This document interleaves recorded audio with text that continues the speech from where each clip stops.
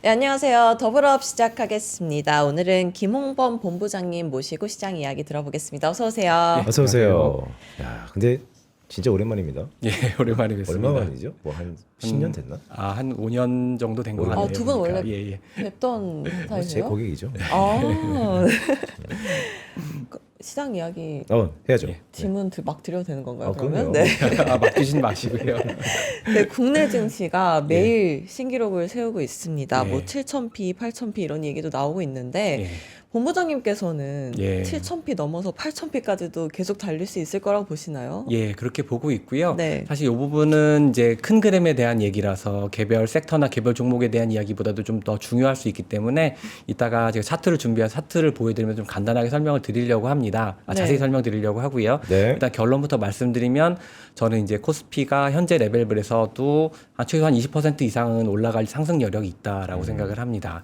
지금 코스피 한 6,600포인트 정도를 기준으로 봤을 때 뭐 네. 각 증권사마다 이제 추정하는 이익이 다르긴 하지만 12개월 선행 PE 레이쇼로 봤을 때 어디는 7.5배 보고 어디는 8배 보는데 8배라고 보수적으로 8배라고 보면 10배 간다고 했을 때 25% 업사이드가 있는 거고 그럼 네. 8,250까지 갈 수 있는 거고요.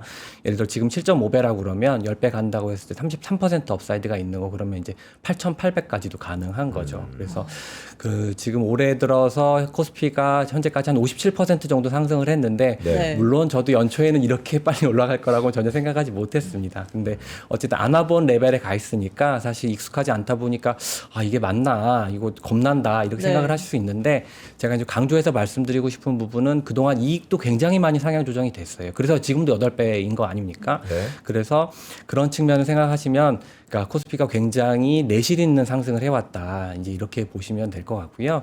그다음에 여기까지는 좀 단기적인 얘기입니다. 그래서 예를 들면 또 8천 가면 팔아야 되는 거 아니냐, 뭐 네. 또 7천 가면 팔아야 되는 거 아니냐 이런 생각을 해보실 수 있을 것 같은데 좀 장기적인 얘기를 좀 드리려고 해요. 아하. 지금 여기 보시는 차트 이제 말씀드리려고 하는데요. 네. 저는 이 차트가 한국 증시를 이제 전망하는 데 있어서 가장 중요한 차트라고 생각을 합니다. 이게 어떻게 그린 차트냐면요. 그 자료가 있는 2004년부터 2025년까지 각 해 말에 코스피에 상장되어 있는 종목의 자사주 매입에서 유상증자를 뺀 금액을 다 합한 거예요. 그래서 네. 이 막대가 아래로 내려가 있다라는 거는 기업이 주주들에게 돈을 돌려주기는커녕 막 유상증자도 하고 그런 식으로 주주들로부터 돈을 가져갔다라는 겁니다. 그래서 네. 예를 들면 2022년에 이 막대가 굉장히 밑으로 내려가 있는데 이때는 이제 LG화학 밑에 LG에너지솔루션이 이제 중복 상장을 했던 때죠. 이때도 네. 굉장히 이제 논란이 많았습니다만, 근데 이 막대가 위로 올라가 있는 때가 한 네 군데 있어요. 그러니까 2016년, 17년, 그 다음에 2024년, 2025년인데 2016년 같은 경우는 2016년, 17년이 당시에도 이제 그 단군일의 최대 호황이라고 할 정도로 삼성전자 SK하이닉스가 디램으로 돈을 많이 벌었습니다. 네. 삼성전자가 대규모 자사주 매입을 했었고요. 그래서 그 막대가 이렇게 위로 올라가 있는 거고 보면 2024년 초에 이제 윤석열 전 대통령이 밸류업 이야기하면서 네. 자사주 매입 같은 것도 많이 하고 그러게 됐었고 사실 이제 요 막대를 반은 정도는 잘라서 봐야 됩니다. 왜냐면 이 중에 2조 원은 당시에 고려야인이 경영권 위협 받으면서 이렇게 좀 그 특수하게 나왔던 자사주 매입이 있기 때문에 이 막대가 좀 짧긴 한데요. 어쨌든 위로 가 있는 거고 그다음에 2025년도 이제 대통령 바뀌고 상법 개정이라든지 이런 거 하고 또 최근에 뭐 하나솔루션도 보시면 아시겠지만 이게 유상증자 같이 주식의 공급을 함부로 늘리는 거를 이제 금융감독원이 제동을 걸지 않습니까? 그래서 그런 네. 게 잘 안 되고 하면서 이 막대가 위로 올라가는데 얼마 전에 3차 상법 개정도 있어서 자사주 매입소가 의무화 이제 이게 됐고 그래서 앞으로 저는 이런 게 풀이얼로 이제 계속 반영이 되면서 이 막대가 위로 올라갈 것이라고 생각을 합니다. 근데 이 부분이 왜 중요하냐면 앞으로 한국 주식시장이 미국 시장처럼 장기 우상향하는 시장으로 바뀌는 걸 생각해 볼 수 있기 때문이에요. 굉장히 중요한 부분인데 여기 보면 이제 맨 왼쪽에 2005년 이 시점이 이제 제가 그 공군장교 제대하고 대학원에 복학했을 때입니다. 2005년. 예, 당시 네. 이제 기업 재무 수업을 들었었는데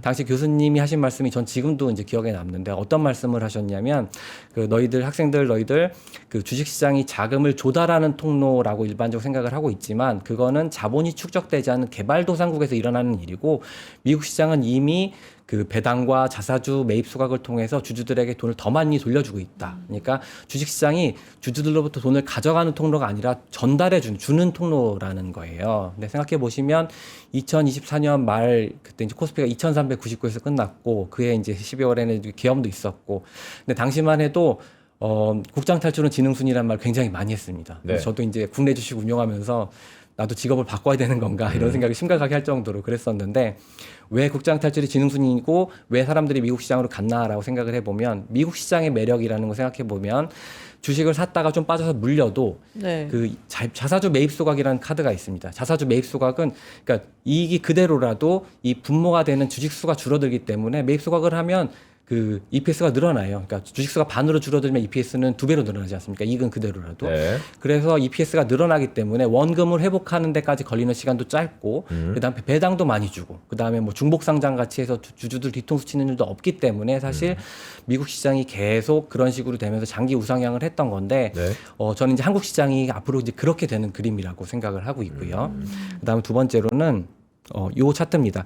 이번 사이클이 어떤 의미를 갖나 이제 생각을 해보시면 요걸 이제 보시면은 약간 지금 보면은 이제 다들 주식을 어떻게 갖고 계시냐면 이렇게 갖고 계세요. 이제 산다 언제든지 많이 올라왔으니까 팔아야지라고 생각 던질 준비라고 갖고 계시거든요. 근데 네. 이걸 좀 보시고 나면은 이게 아니라 좀 이렇게 애기를 안듯이 이렇게 갖고 있어도 되겠다라는 생각을 하실 수도 있을 것 같아요. 그러니까 이건 이제 맨 왼쪽에 있는 이걸 보시면 코스피가 정말 사람들의 기억에 남을 정도의 대시세를 기록했던 과거 2번이랑 현재의 사이클을 비교한 겁니다. 이 2005년부터 2007년까지의 사이클은 여기 나와 있는 것이 멀티플 확장 사이클이었어요. 이게 어떤 말이냐면 2005년에 초에 이제 코스피가 1000포인트 돌파하고 단 2년 만에 2000포인트 돌파해서 코스피가 2배를 갔었거든요. 근데 네. 당시에 이익이 많이 늘어나진 않았습니다. 당시에 코스피 영업이익은 12.7% 상승했어요. 그러니까 오로지 이제 멀티플 드리븐으로 올라갔던 거고 또 단군일의 최대 반도체 호황이라고 했던 2016년 18년 사이클은 코스피가 2000에서 2600포인트로 30% 갔습니다. 근데 영업이익도 딱 33.9% 상승했어요. 그래서 네. 멀티플 상승 없이 이익만으로 갔던 때입니다. 네. 근데 참 이번 사이클은 굉장히 큰 사이클이라고 저는 생각을 하는 게 이익 성장이랑 멀티플 확장이 겹쳤어요. 왜냐하면 작년에 이제 그 정치적 혼란이 끝나고 대선 이후에 그 상법 개정이나 이런 게 나오면서 지배 구조가 개선되겠다구나 하고 해서 2,600에서 조금씩 계속 올라가는 그런 상황이었는데 즉 멀티플이 조금씩 확장되는 사이클이었는데 작년 9월부터 반도체가 업사이클이 확 접어들면서 두 가지가 다 겹치게 됐거든요. 네. 곱하기를 해야 되는 거죠. 그래서 지금 그런 사이클이 진행되고 있기 때문에 지금 뭐 코스피라든지 이런 이익 상향 조정이 앞으로 얼마나 더 진행될지 좀 더 지켜봐야 되는 상황이고 그래서 이거를 섣불리 판다기보다는 어디까지 가나 좀 이렇게 보고 매수로 대응을 해야 된다라고 생각을 합니다. 그럼 여기서 말씀하셨던 것처럼 이번에 예.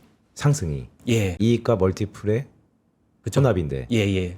코리아 디스카운트에서 프리미엄으로 바뀐다면 예. 그런 부분들은 어떤 숫자로 나타날까요? 이익으로 나타날까요? 멀티플로 나타날까요? 예, 멀티플에서 나타날 거라고 생각을 합니다. 물론 이제 반도체 사이클이 갑자기 꺾이기 시작하면 시장이 조정을 받는 건 피할 수는 없겠죠. 하지만 네. 그럼에도 불구하고 시장 전체의 멀티플은 조금씩 올라가서 뭐 단기적으로는 일본을 따라잡고 약간 먼 얘기긴 하지만 대만 비슷하게도 이제 좀 따라가 볼 수 있다라고 생각을 합니다. 그러면 만 포인트인데요. 그러니까. 예. 네. 꿈의 숫자지만 그게 지금 와서는 불가능하다고 생각되지 않아요. 예. 네.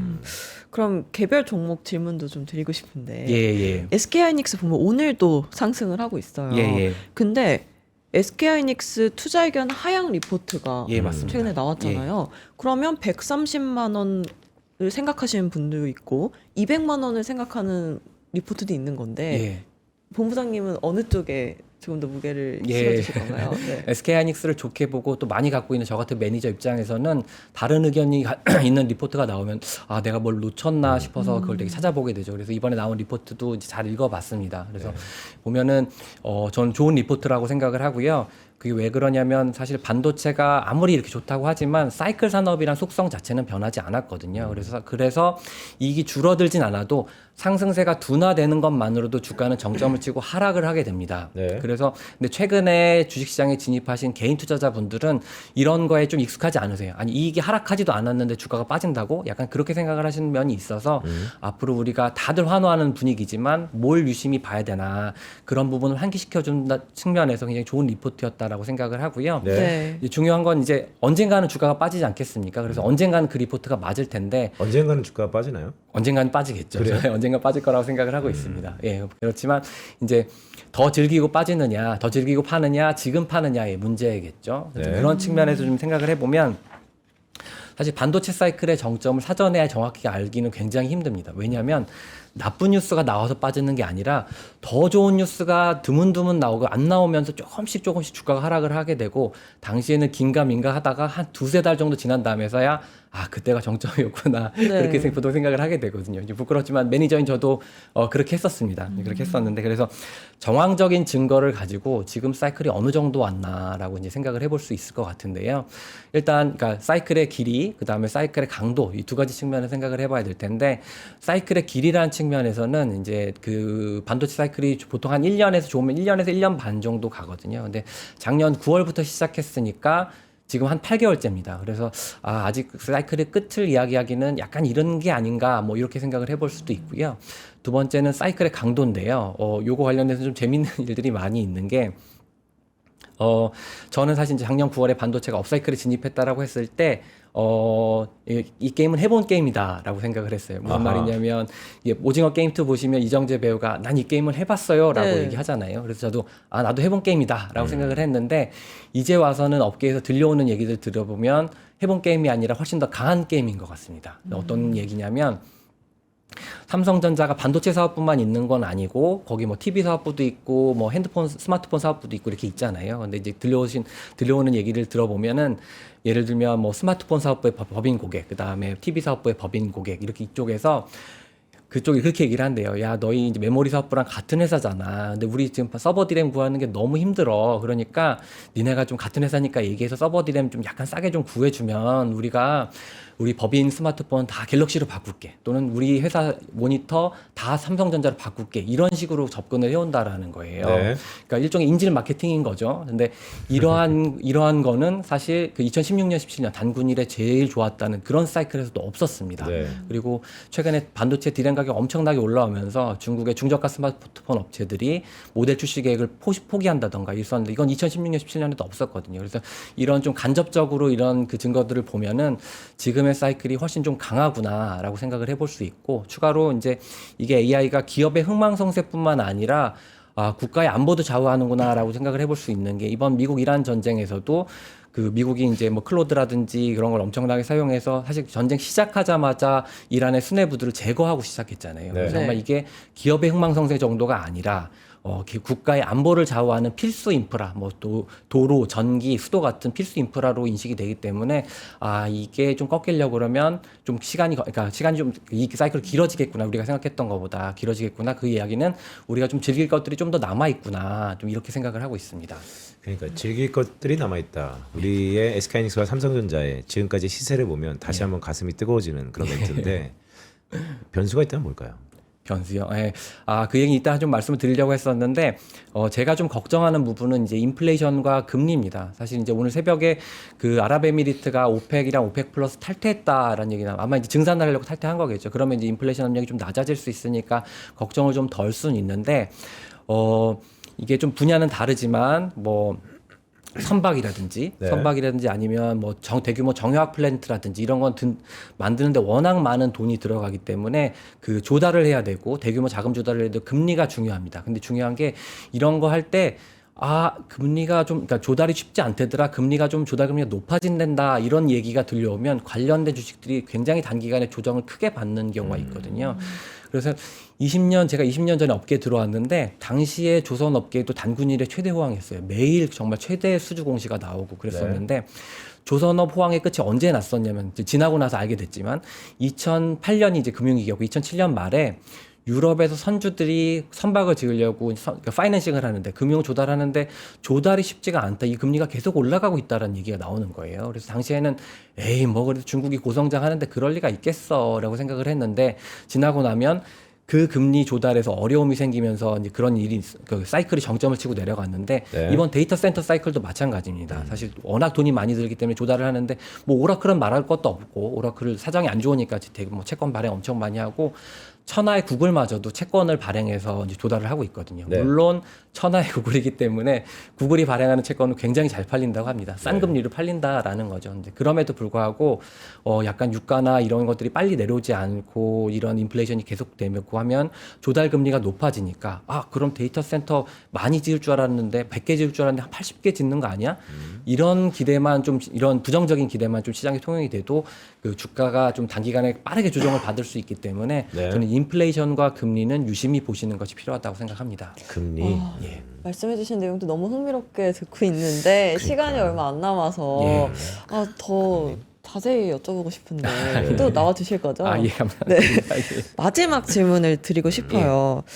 다음 주면 5월이 시작되잖아요. 예. 아니 벌써 내일 모레네요. 예, 네, 예, 5월이 예. 시작되잖아요. 5월 시장 전략은 어떻게 세우면 좋을까요? 예.